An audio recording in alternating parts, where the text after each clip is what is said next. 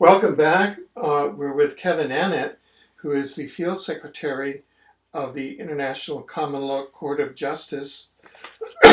Welcome, Kevin. Hi, Alfred. Well, there's quite a lot of news from the trial of Pope Francis in Brussels. There's news of Irish babies being ritually murdered and a number of new names coming up. Could you talk about that? Yeah, well, I'll just summarize what we posted this week. It's up at itccs.org if people want to read it, although there have been a few new reports over the last 24 hours. Main report has to do with this story that's all over the world news, including, in the main corporate media, the nearly 800 babies whose remains were found in a cistern at what's called the St. Mary's Home for Mothers and Babies in Tuam. It's pronounced Chom, actually, in Irish. Tuam, Tuam, Ireland. Now, the official story is that they don't know how these children died. There's no crime scene at all, but they plan an investigation. Now, this is like an official in-house investigation where the church that did it and the government get together and decide what they're going to release about it. However, sources inside the Garda, which is the national police force in Ireland, have told us that it's the case that their forensic people have already gone in there and done some examinations. On the basis of that, there was a statement from one of these cops that said that, I believe the quote was, these children weren't simply killed, they were slaughtered, because they bear all the marks of what they understand to be ritual sacrifice. For example, the bodies are dismembered and decapitated. There's bits of bodies, they're not entire skeletons. And this was common among the remains that they examined.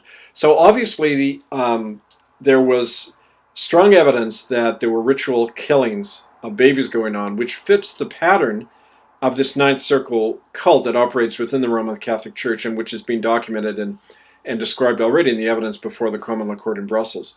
In the case of Jorge Bergoglio, Pope Francis, and others who are now being tried for these crimes and the trafficking of children. So this is very important evidence, and it flies in the face of the whole way the issue is being presented to the world, and that is, oh, these unfortunate children died somehow, and the Catholic Church is talking about setting up a memorial site, the usual kind of controlled spin on the whole issue. But clearly there's evidence that these children were ritually killed. Second aspect of that has to do with another eyewitness who's come forward in Holland. This is a former a public servant. I won't say in what capacity, because we're protecting this witness. But I spoke to this person on Skype over the last week, and this woman described in detail the operation of child sacrifice cults in Holland and Belgium. Now, she's the fourth one to come forward with the same kind of story, involving, in this case, the younger brother of the present King of Holland. His name's King Willem. He had a younger brother called Friso, and this man, according to this witness, was involved in continual killing of children and teenagers. Now, the way this happened was, this person is tied into the witness was a former member of what's called the Octopus. That's the name she had for it. It's a crime syndicate in the Netherlands and Belgium that controls the whole drug trade and is tied in closely with the government and the royal family. Now, according to this witness, the way it worked is the criminal syndicate gets children out of juvenile detention centers all over the Netherlands and Belgium. The detention centers are told that these children are going to work at the royal palace, Queen Beatrix's home, and these children are taken off in work parties and then they're never seen again. There are inside court officials who cover for the disappearances by saying, no, these children have been moved elsewhere. But in fact, what happens is these children and teenagers are taken out and used not only in ritual killings, but in hunting parties, human hunting parties, where they're let loose naked in the woods after being drugged and taken out there. and they're hunted down and shot and killed. Now, this eyewitness says she witnessed in the year 1996, 2000, and 2004 these same kind of rituals going on. These in this one incident she described from 2004, two young boys and a girl were let loose. These were young juvenile offenders, 14 to 16 years old. They were let loose in the woods. They were hunted down and killed and shot. And then the young boys had their penises cut off, and the hunters were holding up these penises as trophies, hunting trophies. She also describes being sent or going to a palace near there in the Dutch countryside, where these penises were actually displayed on the wall like hunting trophies.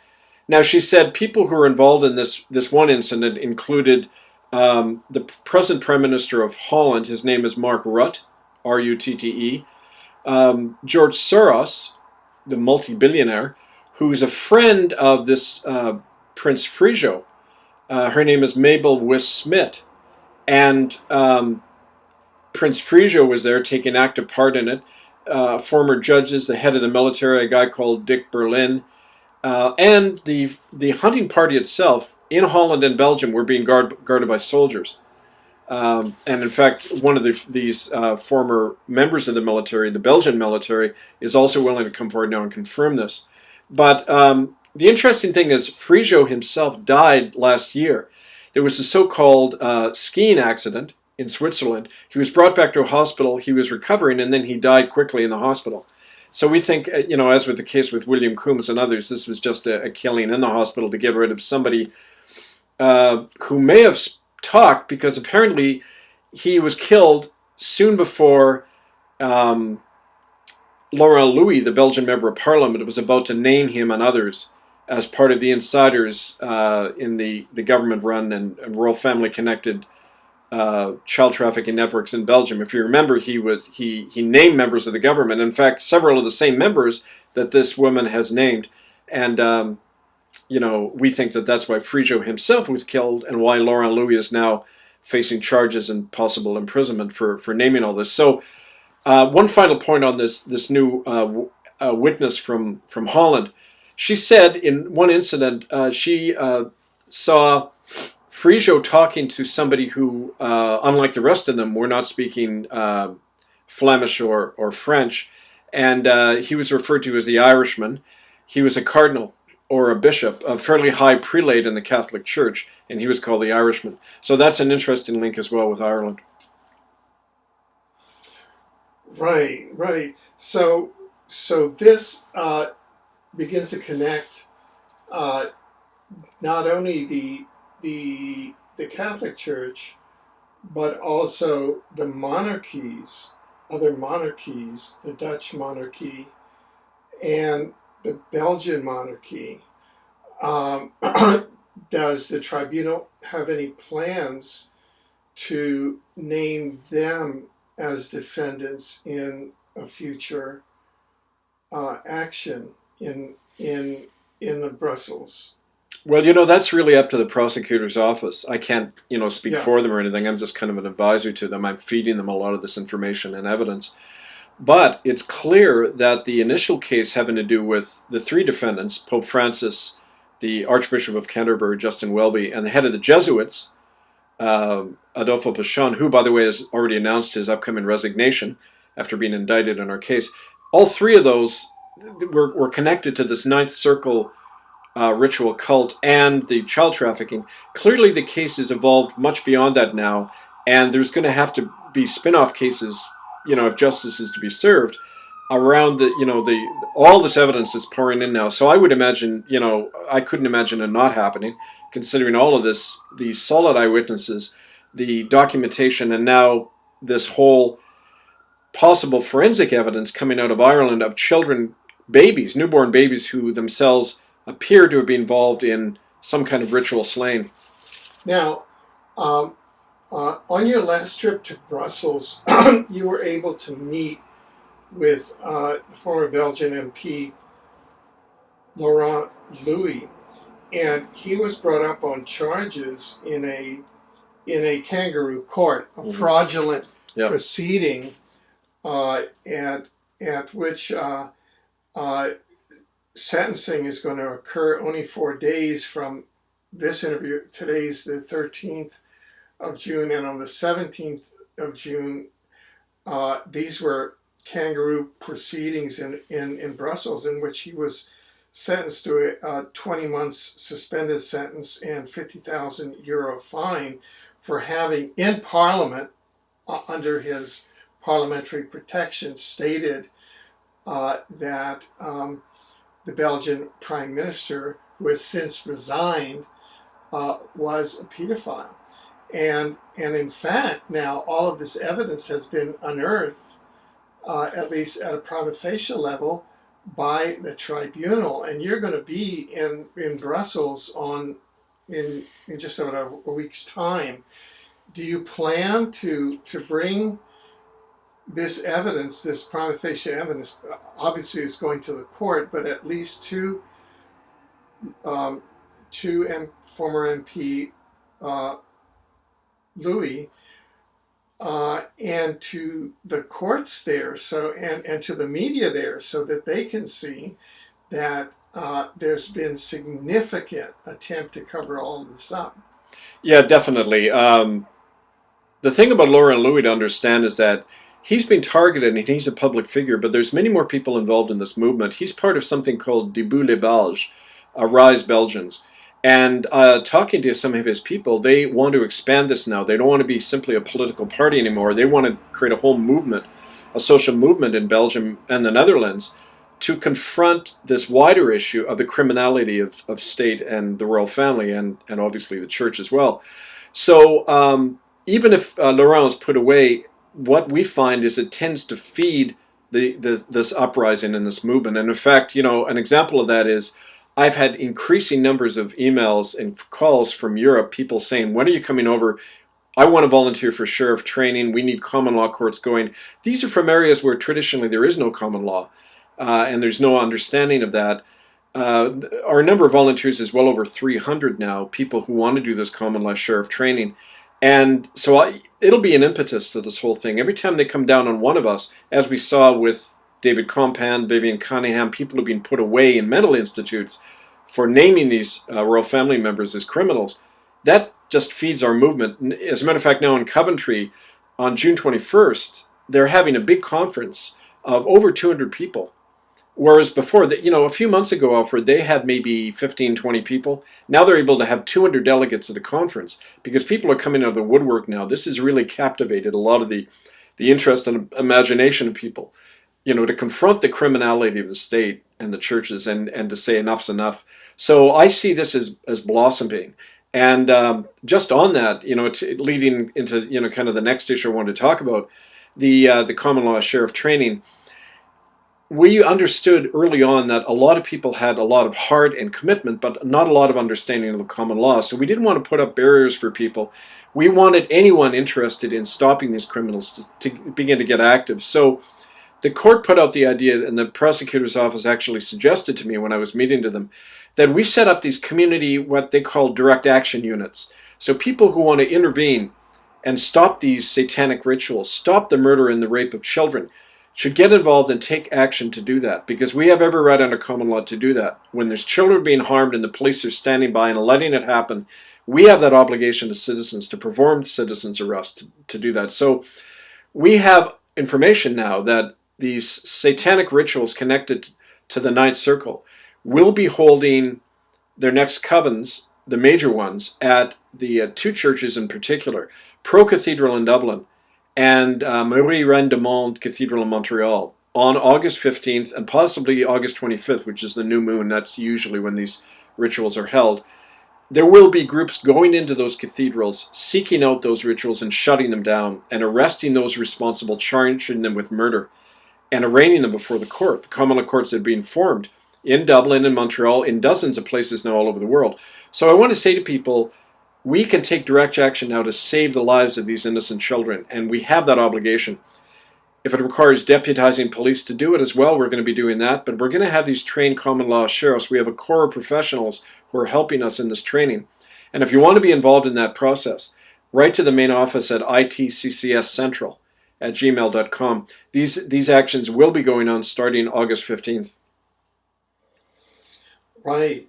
Now, you're also going to be carrying out enforcement actions the last week of June, as I understand it, in the UK and in Rome. Could you talk about that? Yeah, that was the one I'm going over to be part of. Yeah. Um, by July 1st, I'm going to be back in Europe, and we decided, and the original plan was for have Laurent Louis, myself, and a whole team go into England and down to Rome and enforce these arrest warrants, enforce the stand down orders against agents of the Vatican and the Crown of England, which are now in legal force. I mean, this was a way to add more push behind those stand down orders.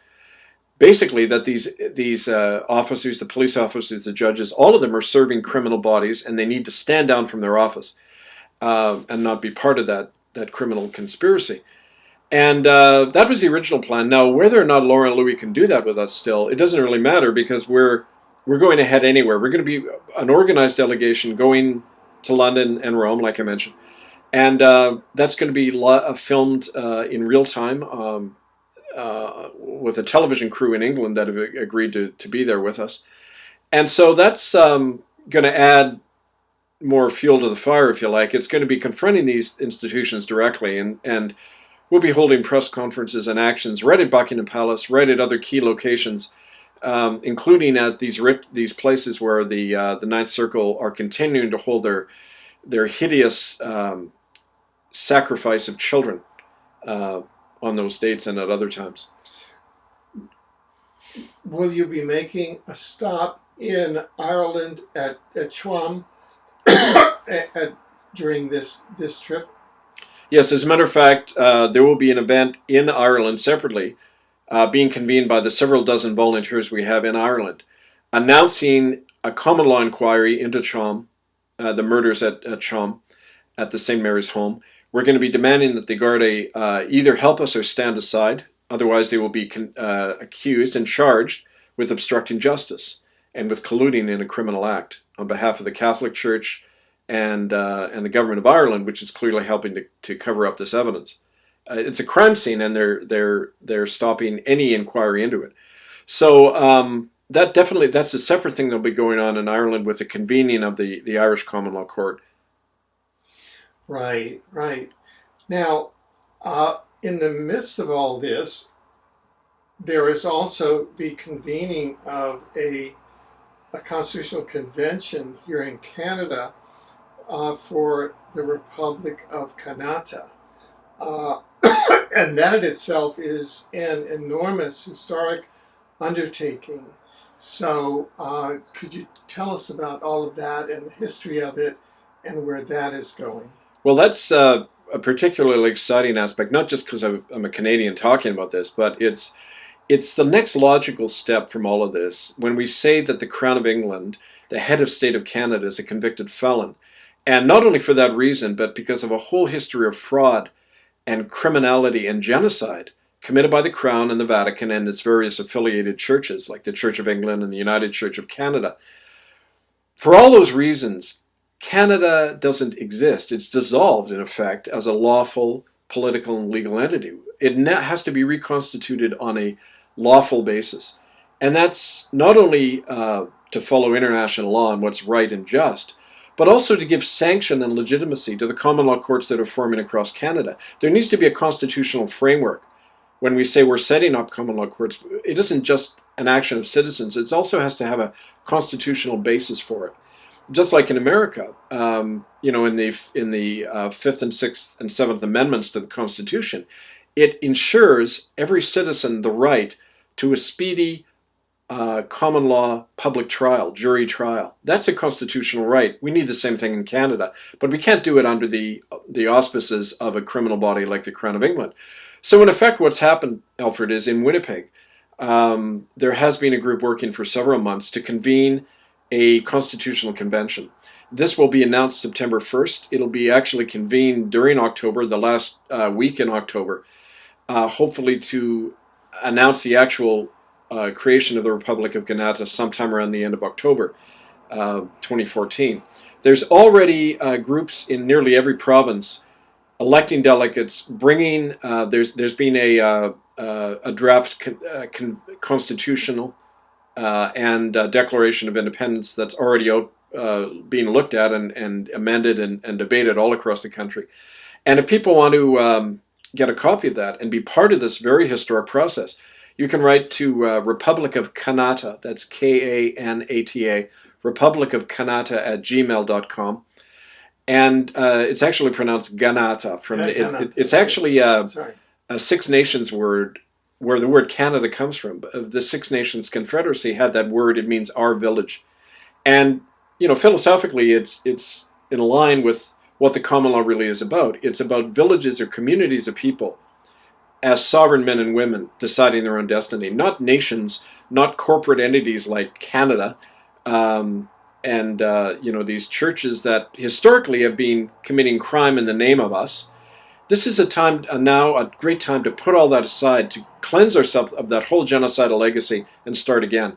This is the whole purpose, not only to create Kanata, but to say to the police, to the judges, to the soldiers of Canada, to the members of Parliament, stand down. You now can be part of, this new republic, which stands on common law and lawful government, not what we have now. So it's very exciting, and again, I urge people to be part of this process if they're in Canada. Now, there exists a very lengthy and complete declaration and draft constitution for the Republic. Is that true? That's right. It's been a first draft has gone out from the group in Winnipeg, and it's been sent out to people. Now we have that. Like I say, just write to the Republic of Kanata at gmail.com. They'll send you a copy. But we are also going to have it up this week at our other normal sites, itccs.org in particular. So people can start looking at that and seeing the connection between, not simply the indictment and prosecution of these criminals and these guilty verdicts that have come down, but what do you do with that verdict? You can enforce it as a community at a direct level, but we also need a political expression of that.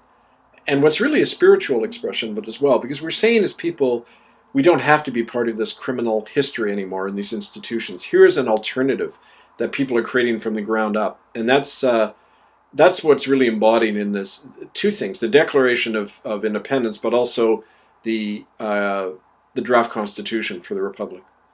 What do you see as the genocide, in fact, the ongoing genocide against the Indigenous people of Canada and the Republic of Kanata?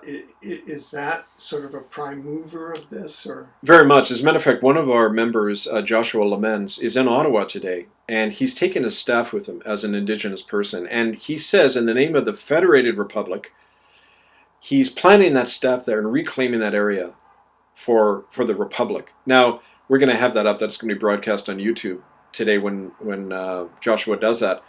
He said Federated Republic because the Indigenous nations have never relinquished their sovereignty on the land. And the settlers from Europe, my ancestors, and the people now, the so-called white Canadians and others who have come here, need to be part of a federation where they're in a state of equality with the Indigenous nations. So, in effect, the idea for Ganata is that it's not another imposition over Native people. It's, as the Truro Wampum Treaty said originally, we are side by side as equals, as brothers, not as great white mother over the children, but as brothers and sisters sharing the land together. So the idea of a federated republic is that all the nations would have the right to opt out or be part of it. One of in the draft constitution, the idea was that there would be a Congress of delegates elected by everybody, but alongside a Council of Indigenous Nations elected only by the Native people. They'd have veto rights over legislation having to do with any Native person and that kind of thing. So it would be a way of working out what it would be like to actually live as equal nations side by side. And in that sense, it's a very exciting development, and we invite Indigenous people everywhere in Canada to be part of that process. Now, as amazing as it would seem, there was an archbishop in a major city, a Catholic archbishop, who stated that, we didn't know that sex with a child was against the law. Do you think that was a, an act, or No. what what exactly do you think that was? I think it's a very honest description of the mentality within the Roman Catholic Church. The fact that it is not a crime under Catholic canon law to rape a child. It's considered a sin, but that's not a crime under the law. They don't consider it a criminal act to rape a child. So when you're raised in that culture, you literally believe it's not wrong. And when Robert Carlson, who was the Archbishop, answering a question to lawyers, he was an Archbishop in St. Paul, Minneapolis, Minnesota, where as far back as 1980, he was protecting child rapists according to the Catholic policy to do that. Crimen Solicitatis said children who are raped are to be silenced. The offender is to be protected and moved around so he can do it again. Clearly, it's not a crime. Now, it might be mind-boggling to somebody to think, how can a mature human being think that it isn't a criminal act, that it isn't abhorrent? The point is, that's the mentality we're dealing with. And it's very interesting, Alfred. I see the mask slipping more and more these days. It's almost like, with the head of the Jesuits stepping down and Bergoglio himself, Pope Francis, talking about, the possibility of him resigning, and now archbishops actually saying, no, it's not a crime. I mean, the mask of this beast has slipped, and you'd have to be a complete ignoramus not to see what you're dealing with. And I think that's the times we're living in. It's a time where all things are being revealed. I think it says somewhere in the book of Revelation, those things which have been hidden shall all be revealed. And we're living in that time where that exposure is undeniable now. Nothing can be hidden anymore, and we have to act on that knowledge. We can't play dumb anymore and pretend that we're dealing with, the occasional child raping priest. We're dealing with institutional crime and child murder. And if we allow that institution to continue in its present form, then we are equally guilty in the death and rape of those children. Right. So this seems like it's the pace of activity is increasing and accelerating. Yeah. How long do you feel that you will be in Europe and working with the tribunal there? Well, as long as it takes, as I always say. Yeah. I'm going to be there during July. There's a lot of I'm supposed to be in 4 different countries, and especially in Ireland and going into England, where there's people crying out for this. Our best response after America has been coming from England. There's a huge groundswell in the common law movement there. So I'll be going in there. I'll be spending July in Europe, then through the United States, where, like I say, there's over 150 volunteers working actively. We have so many supporters and people doing common law sheriff training in America now that we are hoping to open a American office for the common law movement in Minneapolis, right in the Midwest. And we have a lot of support to be doing that. And it's strategically very close to Winnipeg, where a lot of the Republic of Canada movement is as well. So, that's going to be a real focus for me during the summer and fall as well. And of course, getting the Republic off the ground here in Canada. So all of that is, I'm telling you, the administrative work here is overwhelming. Here and in Brussels, we're not keeping up with just the number of people now wanting to get involved and trained. So what I say to people, and if you're listening and watching this, don't wait for a central office. Use the evidence, the training manual, your own conscience and gut feelings about this will be your best guide. Take action. Don't wait for us. Take the action, and that's the best way to build this movement. Also, from a point of view of security, we can't have things operating out of a central office. That's how things have been sabotaged and destroyed, in the past. We need this as a decentralized grassroots movement. So I say to everybody, don't wait. Take that action.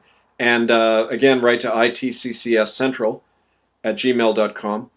Republic of Canada @gmail.com for the Republic movement here in Canada, and also our main website, itccs.org.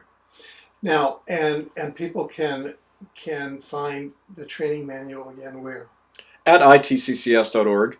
It's in the process of revision. We've had a lot of good input from the sheriffs in America who are giving us good advice on the ground of how to put this into action. So go to itccs.org. That's the best resource. And I just say, folks, carry it on. There's a great opening happening right now that I haven't seen ever to this level of involvement and awareness, shaking up the whole planet. So I say now is the time to strike where the iron is hot, and let's all keep going and do this. Well, Kevin, thank you very much for taking time to be with us for this update, and we look forward to your coming again as events develop. I look forward to talking to you over the next few weeks from Europe, where there'll good. be a lot to share. I hope we can do a live broadcast from Europe. Oh, excellent. Probably Brussels or even in England, maybe outside Buckingham Palace. You Oh, never good. know. Yeah, maybe inside the Vatican. You never know. We might occupy the Vatican. That'd be great. But this is all for the children and for the ones that are going to die if we don't take action. So we'll carry it on. Thank you, Alfred. Good enough then. Thank you.